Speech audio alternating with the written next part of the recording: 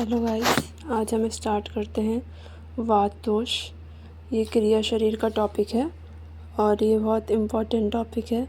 हमारी बॉडी में 3 दोष होते हैं, त्रिदोष, वात पित्त कफ। ये तीनों ही बहुत इम्पोर्टेंट हैं एग्ज़ाम पॉइंट ऑफ व्यू से। वात का क्वेश्चन 10 मार्क्स में या 15 मार्क्स में आता है। ये 5 मार्क्स में और 10 मार्क्स में अलग अलग आएगा।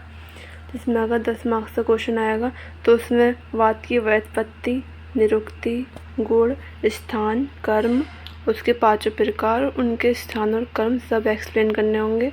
ये बहुत इम्पोर्टेंट टॉपिक है। हमारी बॉडी में 3 दोष होते हैं, वात, पित्त, कफ। जो वात दोष होता है ये तीनों में प्रधान होता है।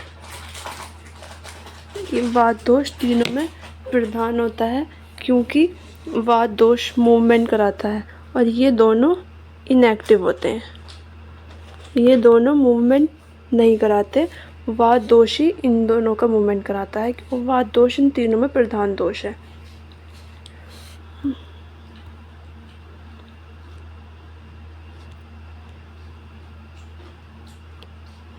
बढ़ते हैं वात दोष। वात दोष वात धातु में कत प्रत्यय लग के बना है। इसकी व्युत्पत्ति यह है। अब इसकी वात की निरुक्ति वा गति गंधनियों। गति का मतलब होता है मूवमेंट और गंधन का मतलब होता है इनिशिएशन, मतलब मूवमेंट को इनिशिएट कराने वाले को वात कहते हैं। इसमें जैसे हमारी बॉडी में जितने भी मूवमेंट हो रहे हैं, खाने का स्टमक से लेकर इंटेस्टाइन तक पहुंचना, ये सब वात के थ्रू होता है। वायु हमारी पूरी बॉडी में गमन करती है और वायु हमारी पूरी बॉडी में रहती है। इसकी निरुक्ति वा धातु का गति और गंधन अर्थ है, मतलब गति का अर्थ है मूवमेंट और गंधन का अर्थ है इनिशिएशन।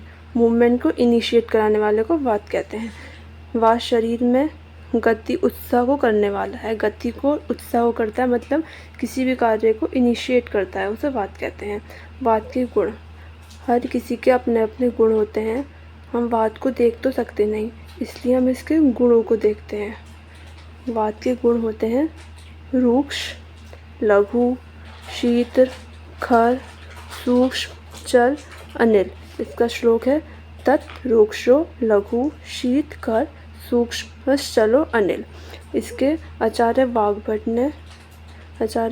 के अकॉर्डिंग इसके गुण है ये। इन्होंने क्या बताया है, रूक्ष, लघु, शीत, खर, सूक्ष्म, चल, ये सारे वाग्भट ने बताए हैं इसके सारे गुण। अब इसको हम एक एक करके पढ़ते हैं। तो रूक्ष का मतलब होता है ड्राइनेस। बॉडी में कहीं भी ड्राइनेस आ रही है तो वो वात की वजह से आएगी। अगर वात हमारी बॉडी में ज़्यादा बढ़ जाता है तो ज़्यादा ड्राइनेस आ जाएगी। जैसे विंटर्स में हमारी बॉडी में वात की वृद्धि हो जाती है तो इसमें ज़्यादा ड्राइनेस होती है। लघु गुण है लाइटनेस, मतलब वात है तो लाइट होगा। फिर वायु लाइट होती है। शीत कोल्ड, शीत का मतलब कोल्ड, ठंडा, उसका गुण होगा। सूक्ष्म मतलब माइन्यूट होता है वात का गुण माइन्यूट होगा। वायु माइन्यूट से माइन्यूट जगह जा सकती है। खर रफनेस, खर का मतलब होगा रफ। चल मूवमेंट, वात का गुण चल होता है, इससे मूवमेंट, क्योंकि मूवमेंट देता है, गति देता है बॉडी में। और आचार्य चरक ने एक एक्स्ट्रा बताया है, विशद। आचार्य चरक ने 7 बताए हैं, विशद एक्स्ट्रा बताया है। हम देखते हैं, ये इसके गुण हो गए।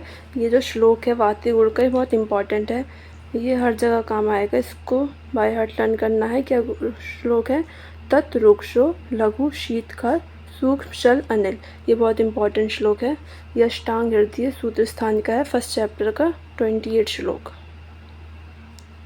अब जैसे वात के गुण अलग अलग आचार्यों ने अलग अलग बताए हैं, हमने यहाँ पर वाग्भट के अकॉर्डिंग देख लिए हैं।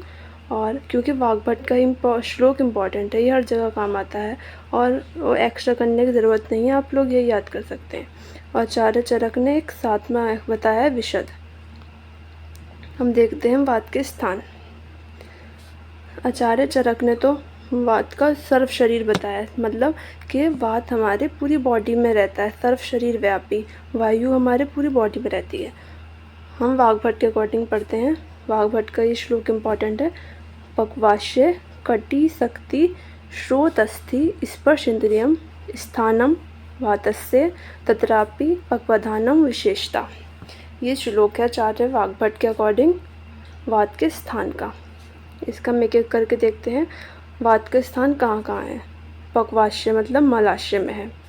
कटी कमर, दोनों पैर, दोनों कान, अस्थि तथा स्पर्श इंद्रिय, स्पर्श इंद्रिय मतलब त्वचा, ये वात के स्थान है। पर इनमें से जो प्रमुख स्थान है वो पक्वाश्य है, मतलब कोलोन। पक्वाश्य जो बताया है इसका प्रमुख स्थान बताया, कोलोन वात का प्रमुख स्थान है।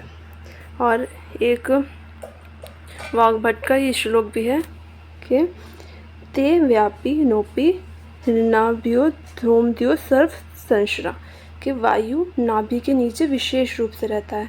जैसे हम त्रिदोष की बात करें तो त्रिदोष में से जो नाभि के नीचे रहता है वो वात दोष है। ये भी वाग्भट ने बताया है। तीनों के अलग अलग लोकेशन बताई है। इसमें अष्टांग हृदय में पढ़ेंगे हम। इसमें से जो वायु बताई है वो नाभि के नीचे बताई है। और ये जो श्लोक है ना, ये वाला अष्टांग हृदय स्तोत्र स्थान का 12 चैप्टर का 11 श्लोक, ये इम्पॉर्टेंट है। इसको बाय हार्ट लर्न करना है।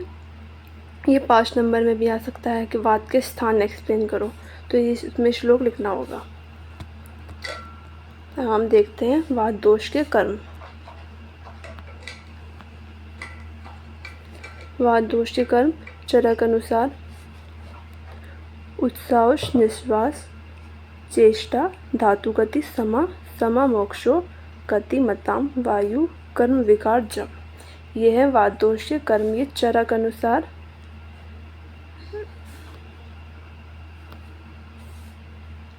अनुसार ये इसका श्लोक है, जो है चरक सूत्र स्थान 18 चैप्टर का 49 श्लोक है। ये इसका रेफरेंस है। इसमें हम एक एक करके तारे इसके कर्म देखेंगे। वात दोष का कर्म क्या है। उत्साह, कार्य करने की उत्साह मतलब इनिशिएट करना। जैसे वायु का काम क्या है, इनिशिएशन, इनिशिएट करना मतलब कार्य करने में उत्साह। उश्वास, श्वास को अंदर खींचना। निश्वास, श्वास को बाहर निकालना मतलब इनहेलेशन एक्सहेलेशन, ये इसका वो है कर्म। चेष्टाएं, शरीर के कार्य, उठना बैठना आदि जितने भी कार्य होती हैं वो सिर्फ वात से होते हैं, सारे वात से होते हैं। उठना बैठना, छींकना, हंसना, बोलना, उठाना, चलना, ये सब कुछ वात से होते हैं। एवं रस रक्त आदि धातुओं की शरीर में गति ठीक बनाए रखना। जितने भी हमारे 7 धातु हैं जो हम पढ़ेंगे, रस, रक्त, मांस, मेद, अस्थि, मज्जा, शुक्र, ये सारी धातुओं की गति जो होगी इनकी वात से होगी। वात इनकी गति कराता है, तो इनकी गति को ठीक बनाए रखने के लिए वात रिस्पॉन्सिबल है। मल मूत्र आदि को समान गति से मोक्ष करना मतलब बाहर निकालना। मल मूत्र को बाहर निकालना, उसमें भी मूवमेंट है, तो वो वात से होगी। मल मूत्र को बाहर निकालने के लिए भी वात रिस्पॉन्सिबल है। ये सभी प्राकृत वायु के कर्म है। जहाँ हम आगे चल के दूसरे चैप्टर में विकृत वायु भी पढ़ेंगे।